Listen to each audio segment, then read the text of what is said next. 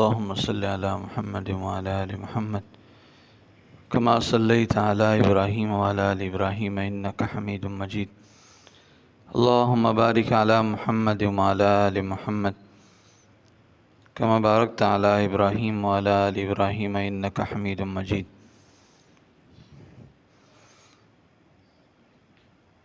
نحمد ونصلي ونسلم على رسول الكريم اما بعد فاعوذ باللہ من الشیطان الرجیم بسم اللہ الرحمن الرحیم. واما مفسداته فمنها الخروج من المسجد فلا يخرج المعتكف من معتكفه ليلا او نهارا الا بعذر وان خرج من غير عذر ساعة فسد اعتكافه في قول ابی حنیفہ رحمہ اللہ تعالی. مصنف علیہ رحمہ یہاں سے اعتکاف کے مفاسد بیان فرما رہے ہیں، یعنی وہ اعمال جن کی وجہ سے اعتکاف فاسد ہو جاتا ہے اس کو بیان فرما رہے ہیں. تو کہا سب سے پہلی چیز مسجد سے نکلنا بغیر عذر کے. مسجد سے نکلنا بغیر عذر کے. اگر ایک آدمی مسجد سے نکل گیا بغیر عذر کے، چاہے ایک سیکنڈ کے لیے کیوں نہ ہو، تو اس کا اعتکاف ٹوٹ جائے گا، چاہے دن میں ہو چاہے رات میں ہو. اگر عذر ہے، کوئی مسئلہ ہے، ٹھیک ہے، اس کی وجہ سے وہ نکل رہا ہے، تو پھر اس وجہ سے وہ اس کا اعتکاف نہیں ٹوٹے گا. مثال کے طور پر وضو کرنا ہے یا استنجا کرنا ہے یا جنابت کا غسل کرنا ہے، تو اس حالت میں انسان نکل سکتا ہے، اس کے علاوہ نہیں نکل سکتا ہے. بعض ساتھی ہوتے ہیں ان کو وضو ہوتے پھر بھی وہ اعتکاف مسجد سے باہر نکل جاتے ہیں وضو کرنے کے لیے دوبارہ، تو اس صورت میں اعتکاف ٹوٹ جاتا ہے، اس لیے کہ ان کا وضو پہلے سے موجود ہے، دوبارہ کرنے کی ضرورت ہی نہیں ہے. ٹھیک ہے، تو یہ عذر تو نہیں ہے کہ دوبارہ وضو پر وضو کرنا. بس وضو ہے آپ کا، آپ کو پتہ ہے کہ میرا وضو ہے، تو اس لیے اس کے بعد اس کو دوبارہ وضو کرنے کی ضرورت نہیں ہے. اسی طرح بعض ساتھی ہوتے ہیں وہ نہانے کے لیے نکل جاتے ہیں، ٹھیک ہے، تو موسم تو اتنا گرم بھی نہیں ہے کہ بار بار نہایا جائے، تو یہ عذر نہیں ہے. جنابت ہو، انسان کو احتلام ہو جائے، ٹھیک ہے، تو اس صورت میں انسان کو چاہیے کہ وہ جا کے پاکی حاصل کر لے اور غسل کر لے. سواء کان الخروج عامدا او ناسیا، فرمایا یہ نکلنا چاہے جان بوجھ کر ہو یا بھول سے ہو، دونوں صورت میں اعتکاف ٹوٹ جاتا ہے.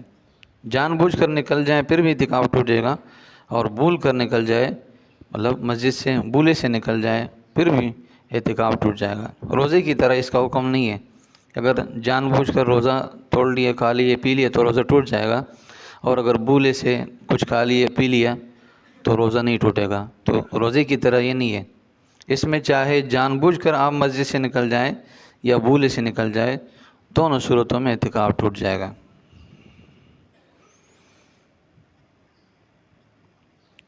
آگے فرما رہے ہیں اگر عورت اپنے گھر کے اندر اعتکاف کرتی ہے تو جو جگہ اس نے اپنے لیے خاص کی ہے اسی کے اندر وہ بیٹھی رہے گی اور بغیر عذر کے وہاں سے نہیں نکلے گی. مثال کے طور پر کھانا پکانے کے لیے کوئی اور موجود ہے، مطلب اس کی بچی موجود ہے یا اس کی بہو موجود ہے یا گھر کے اندر کوئی اور فرد موجود ہے کہ وہ کھانا پکا سکتی ہے اور بنا سکتی ہے، تو اس صورت میں اس کے لیے نکلنا ضروری نہیں ہے. ٹھیک ہے، تو جو جگہ مسجد کے اپنے عورت نے اعتکاف کے لیے خاص کی ہے اسی کے اندر بیٹھی رہے گی، اسی کے اندر نمازیں پڑھے گی اور ذکر و اذکار کرے گی، وہاں سے نکلنا بغیر عذر کے جائز نہیں ہے. اگر بغیر عذر کے نکلے گی تو اعتکاف ٹوٹ جائے گا.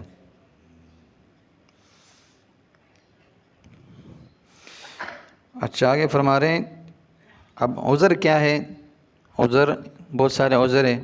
فرمایا وَمِنَ الْأَعْذَارِ الْخُرُوجُ لِلْغَائِطِ وَالْبَوْلِ وَأَدَاءُ الْجُمْعَةِ. فرمایا عذر میں سے یہ ہے کہ بول و براز کے لیے انسان نکلے، مثال کے طور پیشاب ہو یا بڑی قضاء حاجت ہو، تو اس صورت میں وہ نکل سکتا ہے.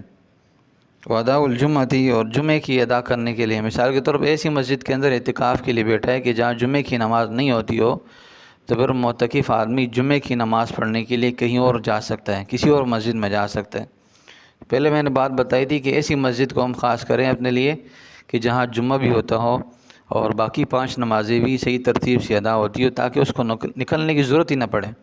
اگر کوئی ایسی جگہ ہے جہاں جمعے کی نماز نہیں ہوتی ہو اور جمعہ دور ہوتا ہو، جیسے گاؤں دیہات کا ماحول ہوتا ہے، جمعہ کہیں دور کسی شہر کے اندر ہوتا ہے، تو وہ لوگ گاؤں سے دیہات سے بستیوں سے نکل کے جمعے کے لیے آتے ہیں، تو معتکف آدمی اس صورت میں وہ اپنے اعتکاف سے نکل سکتا ہے جمعہ پڑھنے کے لیے، لیکن جائے گا بھی ایسے ٹائم میں کہ وہاں صرف جمعے کی نماز سے پہلے 4 سنتیں پڑھ سکیں، اور فرض پڑھنے کے بعد 4 سنتیں یا 6 سنتیں پڑھ سکیں، اور پھر اس کے بعد نکلے۔ اتنا اس کے پاس ٹائم ہوگا، اس سے زیادہ نہیں ہوگا۔ اگر اس سے زیادہ ٹائم لگائے گا، مثال کے طور وہ صبح سے نکل گیا، وہ جا کے مزے کر رہے ہیں، ادھر ادھر گھوم رہے اور کہہ رہے ہیں جمعے کی نماز نہیں ہوئی لہٰذا مجھے اجازت ہے، تو اعتکاف ٹوٹ جائے گا۔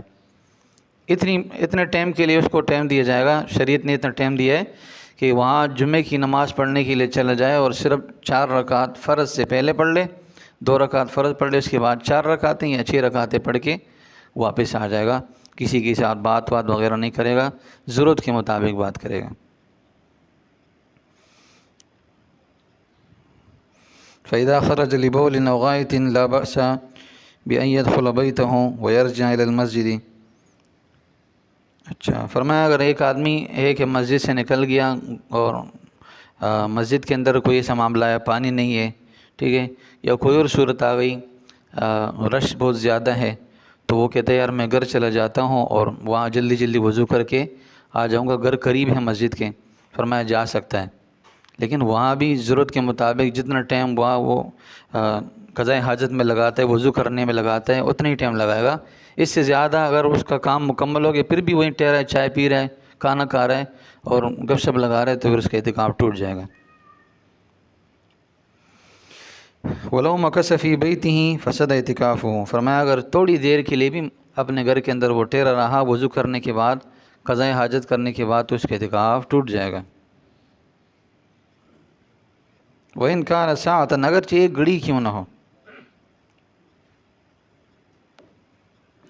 وَلَوْ كَانَ بِقُرْبِ الْمَسْجِدِ بَيْتُ صَدِيقٍ لَهُ لَمْ يَلْزِمْ قَضَاءَ الْحَاجَةَ فِيهِ، فرمایا دوست کا گھر ہے تو وہاں نہیں جائے، ٹھیک ہے، اپنے گھر میں جائیں۔ بعض لوگ ہوتے ہیں وہ کہ ساتھی کے گھر ہے تو وہاں چلے جاتے ہیں، قضاء حاجت کر کے آ جاتے ہیں، نہیں، اس طرح نہیں ہے، اپنا گھر اپنے ہی گھر میں جائے گا، کسی اور کے گھر میں نہیں جائے گا۔ اس لیے مسجد ہے، مسجد کے اندر ضروریات اگر موجود ہے تو وہاں تھوڑا صبر کر لیں اور اطمینان سے کام لے لیں، باہر نہ نکلیں، اس لیے کہ لامحالہ دوست کے گھر میں جائے گا تو وہاں تو گپ شپ ہوگی، لہٰذا اس وجہ سے علماء نے منع کیا ہے کہ اپنے ہی گھر کے اندر صرف جائے اور ضرورت کے مطابق اپنا کام کرے اور پھر اس کے بعد مسجد آ جائیں۔ تو یہ باتیں تھیں، چند باتیں تھیں جو آپ کے سامنے بیان کی، وقت بھی مختصر ہے، تو اکثر ساتھی ہیں وہ اعتکاف والے جو ہے ان معاملات میں تھوڑا سوچ و بچار کریں کہ یہ آپ 10 دن لگا رہے ہیں، آپ کے 10 دن اچھے طریقے سے لگ جائیں اور سنت کے مطابق لگ جائے اور شریعت کے مطابق چل جائے، کہیں آپ کا اعتکاف نہ ٹوٹ جائے اور آپ کی ساری محنت ضائع نہ ہو جائے۔ تو اللہ سے دعا ہے اللہ تعالیٰ میں ان تمام باتوں کو سمجھنے کی توفیق عطا فرمائے۔ وآخر دعوانا الحمد للہ رب العالمین۔